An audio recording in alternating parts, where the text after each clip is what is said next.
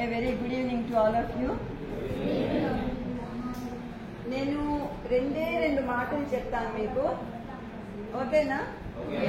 పొద్దున్నే మీరు yoga and meditation చేస్తారా? మెడిటేషన్ ఎందుకు చేస్తారు? మెడిటేషన్ మన ధ్యాస ఒక దాని మీద ఉండాలి, కాన్సంట్రేషన్ కోసం చేస్తారు మెడిటేషన్. శ్వాస మీద ధ్యాసతోటి మెడిటేషన్ చేస్తారు, అవునా? ఈ దశలో, విద్యార్థి దశలో మీకు చదువు మీద ధ్యాస ఉండాలి. దేని మీద ఉండాలి ధ్యాస? చదువు మీద ఉండాలి. కాబట్టి మెడిటేషన్ చాలా ఇంపార్టెంట్. శ్వాస మీద ధ్యాస, చదువు మీద ధ్యాస. అండ్ యోగా ఫర్ బాడీ, శరీరం కోసం యోగా చేస్తాం కదా, ఆసనాలు వేస్తాము. మరి శరీరం పట్ల మనం తీసుకునే జాగ్రత్త ఎట్లాగా? మన కెరియర్ మీద జాగ్రత్త తీసుకోవాలి.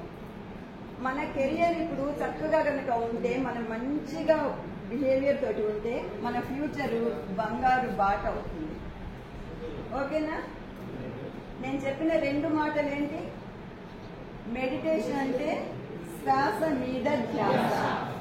విద్యార్థి దశలో శ్వాస మీద ధ్యాస ఉంది, చదువు మీద ధ్యాస ఉండాలి. విద్యార్థి దశలో చదువు మీద ధ్యాస ఉండాలి. యోగాసనాలు వేస్తాము శరీరాన్ని ఆరోగ్యకరంగా ఉంచుకోవడానికి, మన కెరియర్ ఆరోగ్యవంతంగా మంచిగా ఉండటానికి కెరియర్ మీద ధ్యాస పెట్టుకోవాలి, మనం ఫోకస్ చేయాలి, ఓకేనా? అందరు తప్పకుండా యోగా మెడిటేషన్ చేస్తారు. మీరు, నాకు తెలుసు శ్రీనివాస్ గారు చాలా కేర్ తీసుకుంటారు. మళ్ళీ ఒక్కసారి రిపీట్ చేస్తాను నేను. మెడిటేషన్ లో శ్వాస మీద ధ్యాస పెడతాము. మరి విద్యార్థి దశలో ఎక్కడ ధ్యాస పెట్టాలి?